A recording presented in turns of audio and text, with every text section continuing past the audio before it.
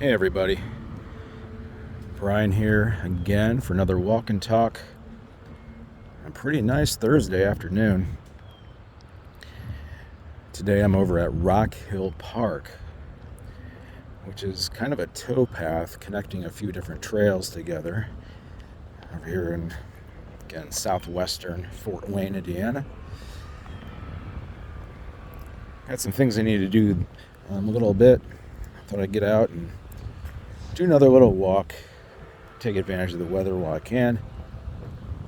Things are getting a little more busy in my personal life, job demands, things like that. So I'm going to treat this time as being pretty precious, which most certainly is. Time is always precious because you never get it back. You can only hope to mitigate the loss. Thinking about today's topic, I was going back through my school year to kind of recount some of the memorable stuff that happened. A lot of great things, not a lot of negative stuff, really. All in all, it was a wonderful year. I'm very much looking forward to getting back to school. Miss the kids quite a bit. Looking forward to the fourth graders coming in and working with them and having a good time with it. There's something I wanted to bring up, and I think this is more kind of like a kind of revisiting of a good memory, albeit a strange one. A few times this past school season, we went on field trips and such, and I experienced being on the bus, the good old school bus. And the past 12 years or so, being in education, I have been on a bus a few times. Nothing too unusual about it, but what I thought about this season was, my experience on the bus. Everything from the pickup method to rules of being on the bus, just things centered around that idea. Because when looking around a bus now, it just feels different. And it's not just because I'm an adult now and amongst children. There's something a little askew. And it got me thinking about my time and what I experienced versus what I think the kids experience now on a daily basis. Some of the things would be, certain seating has extra padding for those in need. Didn't have that years ago. Seat belts, didn't have that years ago. Markers all over the place on the roof, on the inside roof, that tells the kids where they're supposed to sit. We didn't have that. We had no assigned seating of any sort. It was just kind of come as you are, sit where you want. Now, there were times when we had to adjust things because of behavior, and that was funny. But generally speaking, it was an entirely different animal. Today, it's a little more organized, a little more careful and secure for the kids. So, thinking about that, I immediately went back in time to when I was younger, and I like to talk about a few friends I used to have because I think the stories around them are kind of funny. Still get me laughing today. In fact, one of the kids I had worked really closely with this season, she was interested in learning about my history, particularly as it concerned being in school. And I told her the story. I told her the story I'm going to tell you now, and she thought it was pretty funny.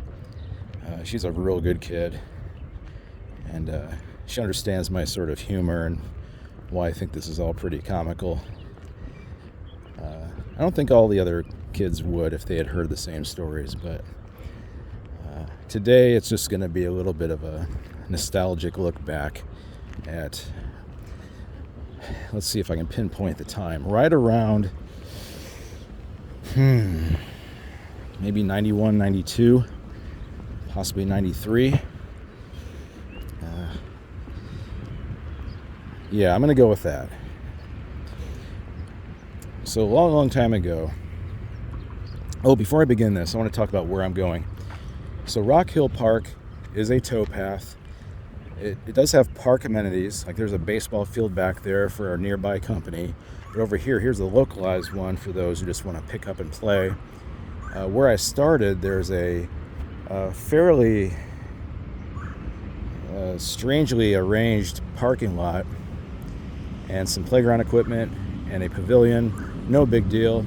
Big field if you want to run around. Standard fare. This little path I'm walking right now goes around the park area, but when I circle back around, I'm going to take a different path, somewhat southwestern, towards a bit of a thoroughfare going south through town. And I'll turn around there. It's not really a loop. And this right here is a loop, but you'll see. But anyways, years ago, I'm going to pinpoint around 91, 92, somewhere like that. I was in my, junior high sort of time. I graduated in 95. So that would have been about when I got into junior high. 94, 93, 92. Yeah, right around there. I lived way south in Fort Wayne. In fact, so south, we were just outside the city limits. Living on the highway, in fact. There's a little community that sat out there. So my friends and I, when we would go to the bus, we'd have to go up to the highway and wait for the bus to pick us up there.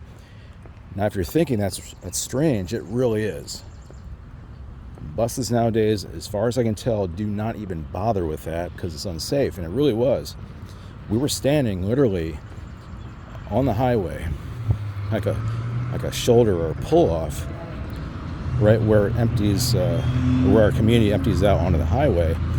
So the bus would pull over, essentially one lane from 50, 60 mile an hour traffic. And there were a lot of times up there where we would have to take a really good look at our surroundings to not get hurt, because semis would go by and they'd go whizzing by, and we'd do that whole the gesture that gets them to pull on the horn, and they do it, and we go wild because we were right there. Well, our neighborhood consisted of basically 3 small pockets. I lived in a trailer court that was cut into 2 halves. One half was on the western side of this highway. The other half was on the eastern side. And this was a 4-lane highway.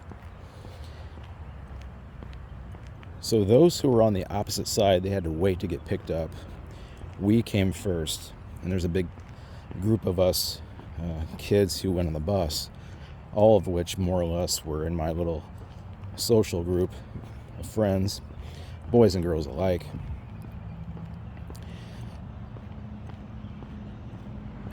On the bus already, because remember the bus was coming all the way from a country school out to pick us up, it would stop at a house and pick up one of my best friends. And for the sake of this video, consider him my best friend, because right around this time he definitely was. And his name was Toby. Toby was a really cool kid. I used to visit his house to play G.I. Joes, video games, all that good stuff. He had a big yard. He was one of the only people I knew whose parents had one of those massive satellite dishes in the yard. It was just amazing to me. To me, being at his house was like being in a fun house or a theme park. It was just really cool. Great kid, a really good friend to me. We had a lot of fun. Well, I get on the bus and I sit with Toby usually. We just say hi or whatever, talk about games we were playing or things like that. Because I had known him for a long time. I went to elementary school with him, and then eventually when we transitioned into junior high, we went to the same school. So we were very, very familiar with each other.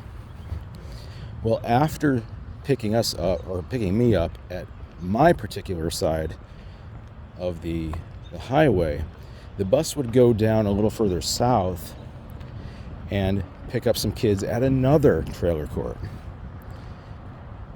Well, there within that trailer court was a couple friends of mine. One was older. His name was Chris. He's a very interesting kid. Good friend. He would visit us at our trailer court and play basketball, play Magic, video games, Street Fighter, whatever. But there was another kid, much younger than us, by about 4, maybe 5 years. And his name was Willie. Kind of a strange kid. Couldn't really pin down what his personality type was. But Toby and I kind of befriended him in a way. And we'd be kind of this little group. Now, Toby and I were basically the same age. He was I think he was just a hair younger than I was. Which was weird because I was always the youngest kid, no matter what grade I was in. I started very early. But Willie was about 4 or 5 years younger than we were, but we were a good little group. Mainly because we thought Willie was the funniest kid we'd ever met. Our bus driver, his name was Paul. Older fellow, didn't say much. He would, greet us when we got on the bus, but really kept to himself, didn't yell at us much. Except for when we'd get Willie all riled up. So the bus ride took a while. A lot of stops along the way. It would have to go from our country school all the way down this, kind of lonely country road to hit the highway, turn up, pick up the kids that lived across the highway from us, or from me, trail around back, curl back around down the highway, pick me up and my other group, go down to the other trailer court, and hit all the way back to school. It was a long trip. It really was. So we would have a lot of time on this bus to kind of mess around. Now keep in mind, this was the early 90s. Safety things were not there. Special seats for, kids with special needs, not there. No seat belts. You could stand up on the bus. I did that all the time.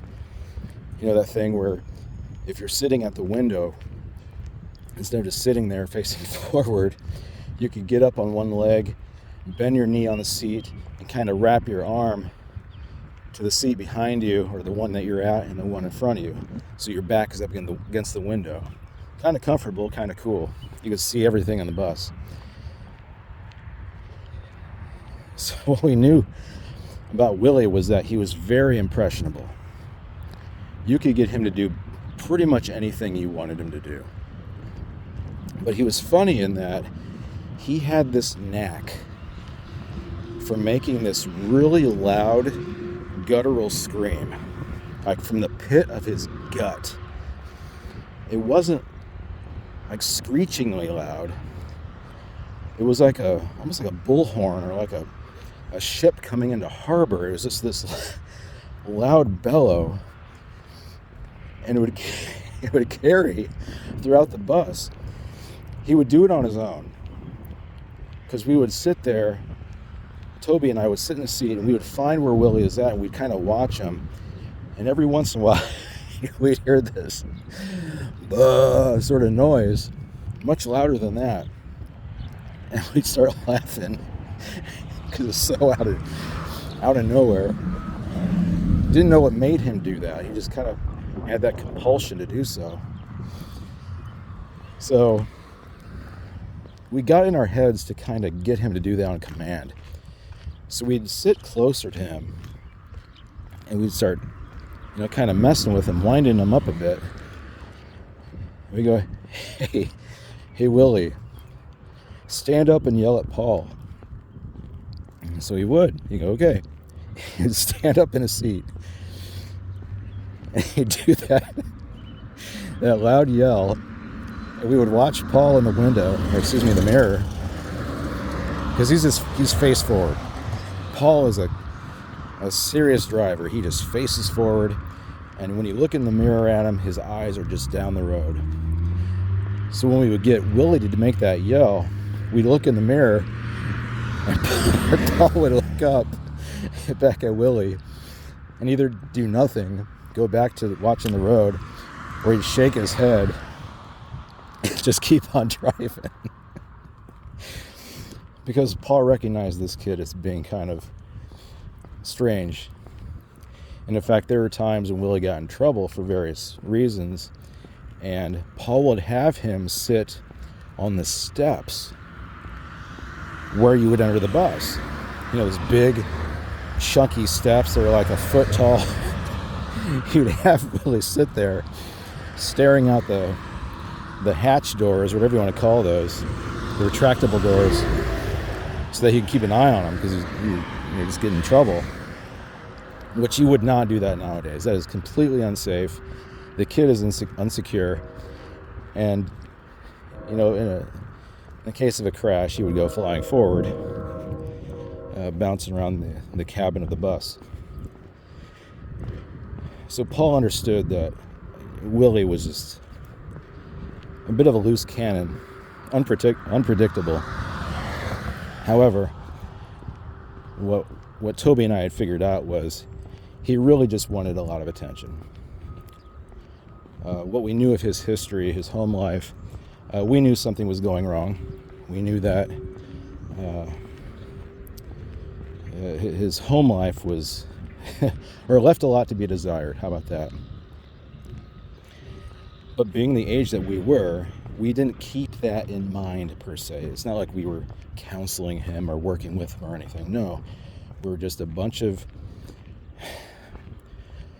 goofy, rambunctious kids who wanted to have a good time. And that's what we did.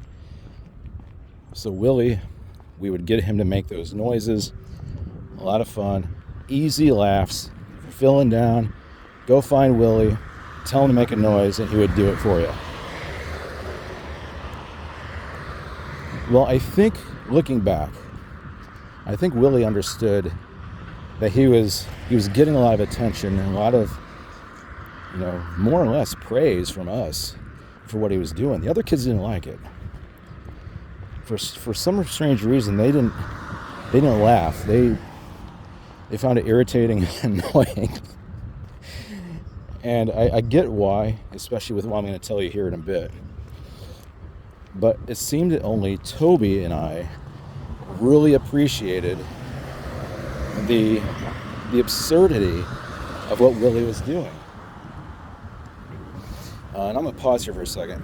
This goes all the way down to Taylor Road or Taylor Street. And if I take this down and I keep going, this will actually dump me out over at Foster Park, where I was to take my bike ride, and at one of the walks too. But I'm not going to do that. I'm going to turn back around, head back, and then cross the road and take it down that way. So Toby and I, we appreciated Willie. To us, he was a friend, a wild kid, but he was still a friend. One day, Toby and I were sitting somewhere in the middle of the bus on the left-hand side, and Willie was in the back. Now, Willie was usually somewhere in the front of the bus, and that was typically because Paul wanted him a little closer so he could keep an eye on him. It wasn't that Willie was necessarily a bad behaviored kid. He just found himself in positions where he maybe made the wrong decision, putting himself or other kids in a weird position, so Paul wanted to keep him close, but for some reason, Willie found himself kind of towards the back of the bus, maybe 3 seats from the back. So everything was going okay. And all of a sudden, I happened to look back because Willie made a noise. So I looked at him, and he's yelling, "Paul! Paul!" And Paul looks up, because I see him in the mirror. He goes, "What do you want, Willie?" And this is the time before microphones, because some buses have those now because it gets loud there. This is way before microphones. And Paul yells, "What do you want, Willie?" And he goes, "I threw my book bag out the window." He throws his book bag out the window and he just yells at Paul, "Hey, I threw it out the window." I don't think he was prompted to do so. I think he just compelled himself, because we weren't anywhere near him. Ugh. What's this? A 16-ounce ball. That's interesting. That was a bad throw. Let's try that again.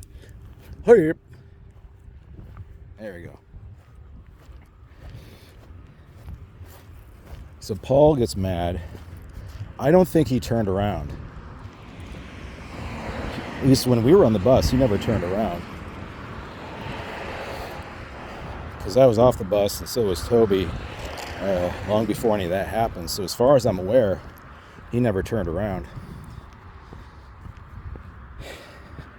Just, if it wasn't one thing with him, it was something else. And we didn't always have to compel him or influence him to do things. One time I got on the bus and I sat pretty much close to the front, I think maybe 2 seats back. Willie was behind me because he had been, I don't know why I remember this, but he was with someone in not my side of the trailer court, is the other side. He had been picked up already. He was staying with someone there or whatever. He was already on the bus when I got there. So I sat in front of him. Toby wasn't there that day. So I'm just kind of sitting there doing my own thing, and I hear this noise behind me. So I get up and I turn around and I see Willie and this kid sitting with him kind of horsing off, getting in a little bit of horseplay there. I didn't think much of it. So I went back and sat down, or kind of looked forward or whatever. And then I hear this big banging noise. Like a big thud. And it was funny because it was so loud. I mean, it was right behind me. So I'm gonna cross here, because the path goes kind of off in front of me like this. A lot of cars out today.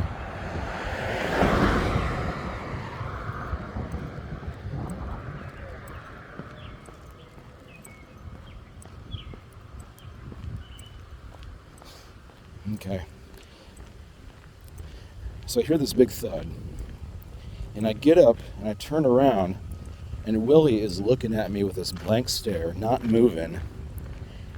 And I happen to look at the window, and it's cracked. He and this kid he was sitting with were horseplaying so badly that Willie banged his head against the window and cracked it. No blood. This kid had a hard head, apparently. But I was like, whoa. I do not remember what happened after that. I vaguely remember Paul getting very mad. I don't think he stopped the bus. I remember him finding out. I remember who told him. It wasn't me. But he was very, very livid. I mean, just completely angry with this kid. Rightfully so. And it's because of these reasons that we have, seat belts and protocol on the bus and safety measures and it's all that stuff. For all I know, Willie might be the reason that buses in the Fort Wayne area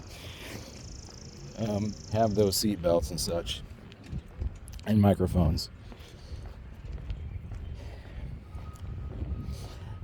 Over time, Toby and I, and this is over a series of, several school seasons with this kid, because we're a pocket. We kind of just grew up together, different grades, but still progressed the same speed. We got Willie to do pretty much anything we wanted him to do.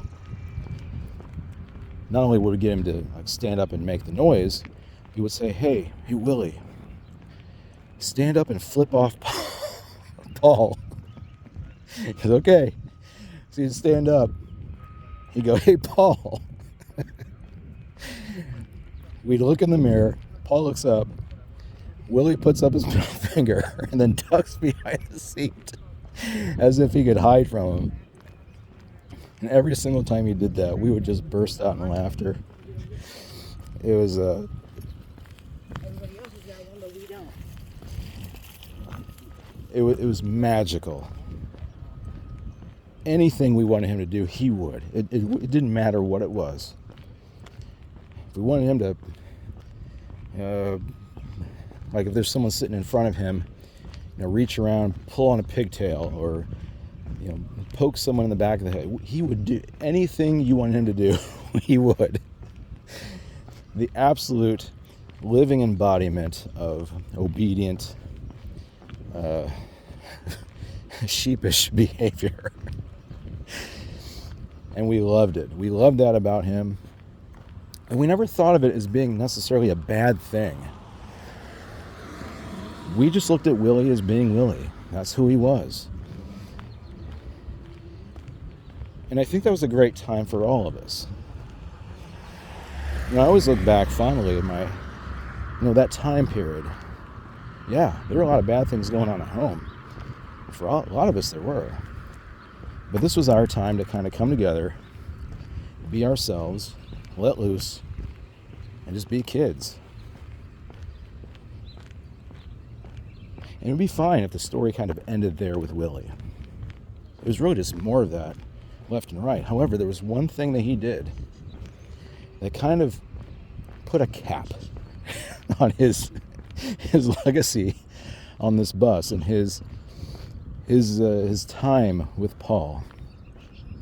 Because when you think about Willie, you think about Paul. When you think about Paul, you think about Willie. One day, we were coming back from school. Toby and I were in the center of the bus on the left-hand side. I was up against the window. He was sitting down. Willie, again, I don't know how he managed it. He was in the back seat of the bus. Right side of the bus, final seat. Everything was going fine. Willie wasn't doing anything. Didn't see him pop up at all. Looking forward to going home, watching some TV, playing some whatever. I think back then it was probably my Super Nintendo time. All of a sudden, out of the corner of my eye, I see these kids in the back of the bus kind of get up on their seats. Like they're popping up. I thought that was weird. I wonder what was going on. Then I started to hear, ew, ew, ew. And that got Toby's attention. He's turned around and looking back there too. I'm watching. And all these kids sitting in front of Willie, not just the seat ahead, but every seat ahead, they're getting up on their seats. And they're looking down. One of the girls back there says, Willie peed on the floor. And I looked at Toby, because we both heard it. And we're like, on the verge of laughter. But what he did was he peed on the floor. And then when the bus was going down a hill, all that pee would start to flow forward. And of course, that's where people were sitting. So if you're a kid sitting there and you happen to look down, you see this puddle go by your feet, maybe even touching your shoes, you're going to think, what the heck is going on? And before long, they figured out, oh man, Willie relieved himself back there. And this puddle of pee is creeping forward. That's why all these kids were getting up, because each one of them noticed, oh, look down there, look at this, better get up. That was surreal. Watching these kids react, listening to them react, it was funny. And I love a good laugh, I really do. I love humor, I love good senses of humor. I like when people are not stuffy. They can, take a joke, things like that. That was one of the funniest things I'd ever seen in my entire life. Even since then,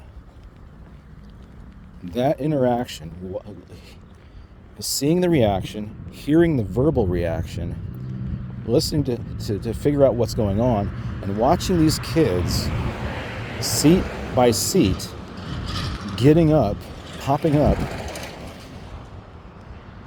that was a thing of beauty.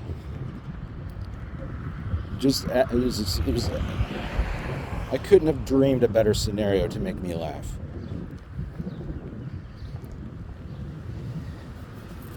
And of course, Paul's mad.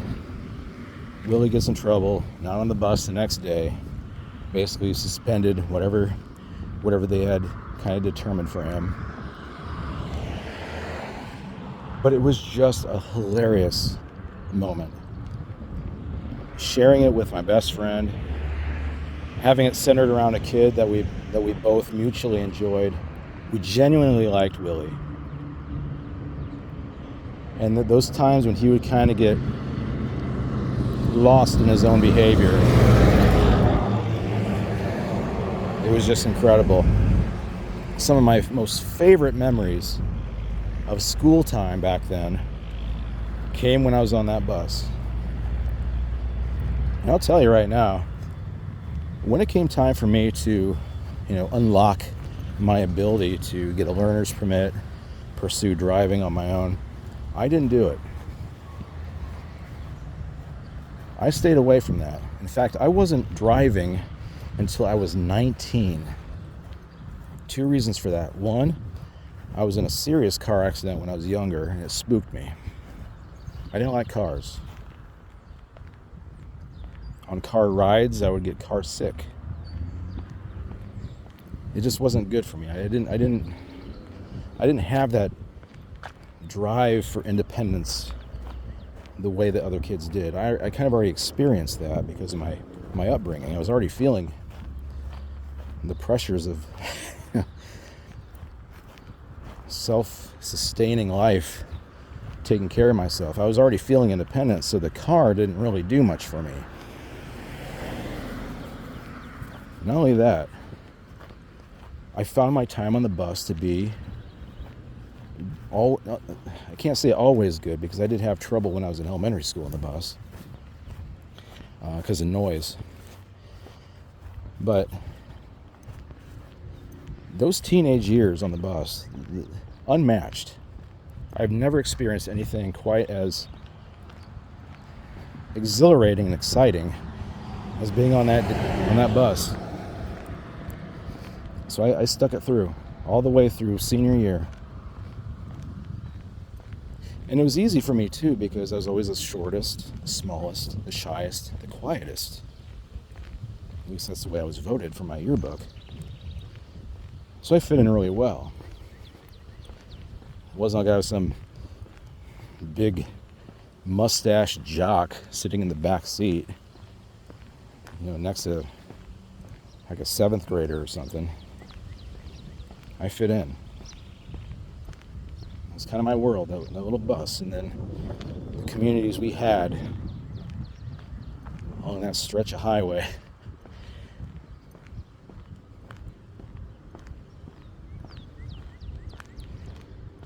And it's a bit bittersweet too,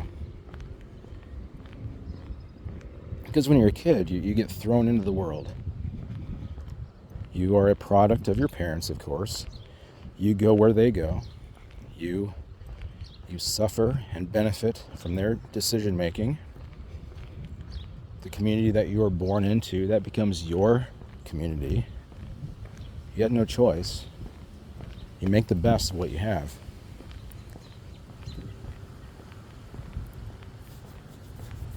You make your friends, you get close to them, you start to understand them and what makes them tick.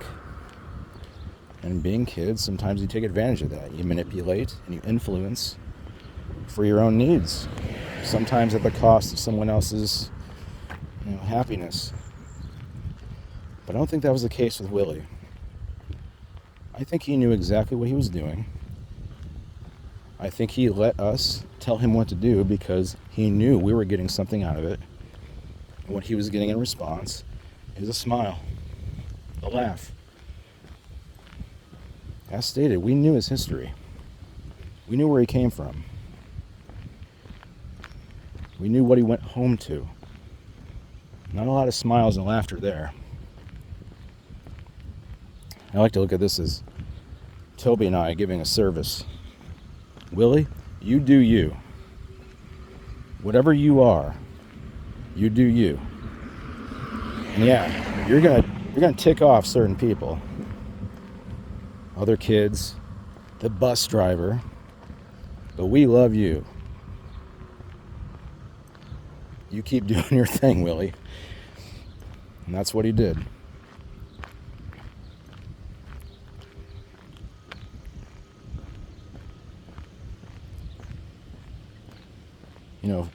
Flash forward, 30 some odd years, 35 years, whatever, doesn't make a difference.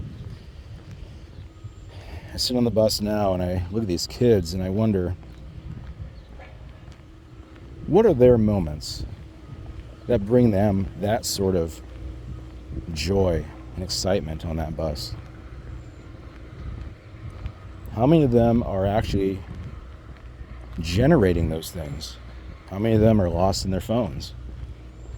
How many of them are seat belted in to the point of having absolutely no fun at all? Because as you know, safety and security tops everything. So when I tell these stories to special kids I know who I think get it, they look at me in bewilderment and they give me this strange face. They say, hey, don't give me that face. You know you love this story. I sometimes feel bad for him.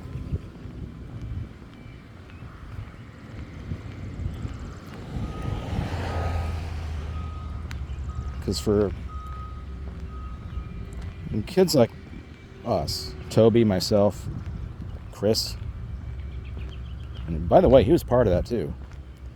He would look on in wonder at what Toby and I were having Willie do. And he wouldn't really take part. He would just kind of sit back and analyze, because that's what he did. He was a great friend too. But he kind of stayed away, even though he lived in the same basically neighborhood as Willie did. Maybe he had some inside information that we didn't. I don't know. It never really came out.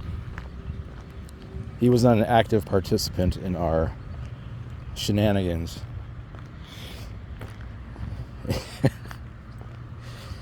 But those were our wonder years.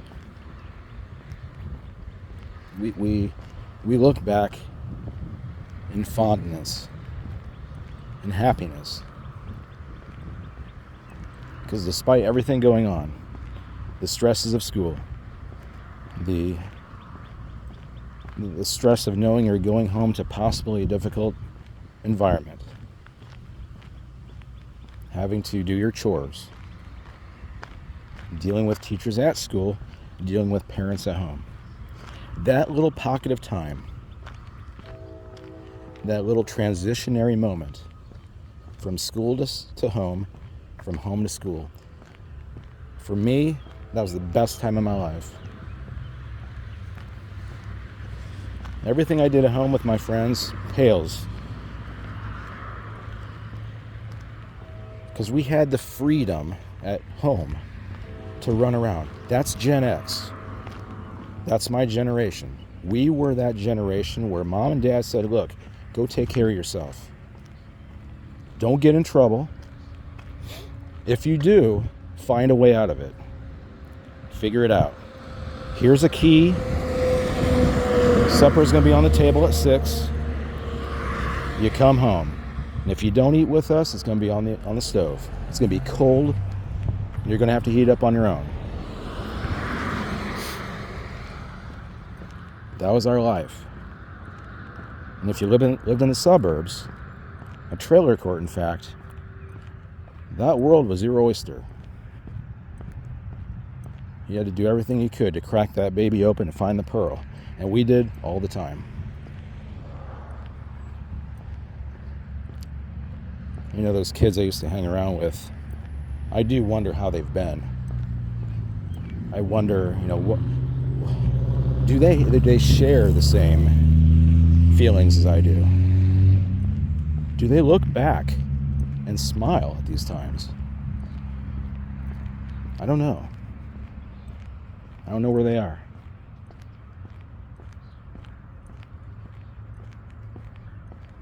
Time is sort of like that ocean where we're all set adrift.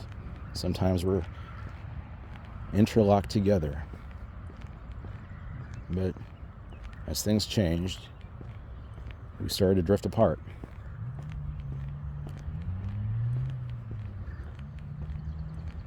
Some got married. Some, as I did find out, some did get in serious trouble. But our lives never really, crossed again. I remember seeing Toby out in public once. I think it was at a Home Depot or a Lowe's or something like that. He was with two other people I didn't recognize. Much bigger, seemingly an entirely different person. I came very close to saying, "Hey, are you Toby?" But I didn't. I let him be.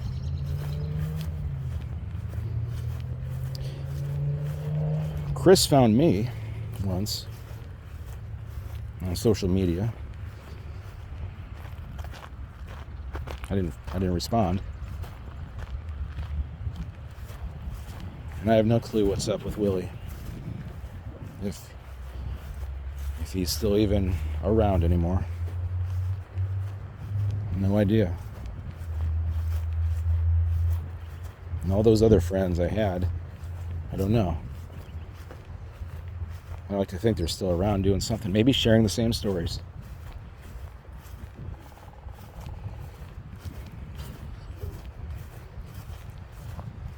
What do kids have now that compares to that? Or is their life located so in a fine-tuned fashion on their phones, where these interactions are all virtual? They're gaming together, on social media together, taking videos, sharing them with each other, not breathing the same air. Is that their equivalent? Several videos ago, I talked about how I was staring at kids, staring at screens, how that bothered me. Well, it should be clear now why it bothers me, but I'm not sure it bothers them. I think they live an entirely different sort of a life, contained in a world I just don't find compelling at all. And that's sad. I want to think the best, but I expect the worst. So all those kids out there whom I've had the pleasure of meeting, I hope they have their Toby out there. I hope they have their Willie and their Paul. Because I don't know where I would be now without that. Thanks for hanging out with me today. I'm going to take care of some business before I have to go to work. I'll see you soon. Take care of yourself. Bye-bye.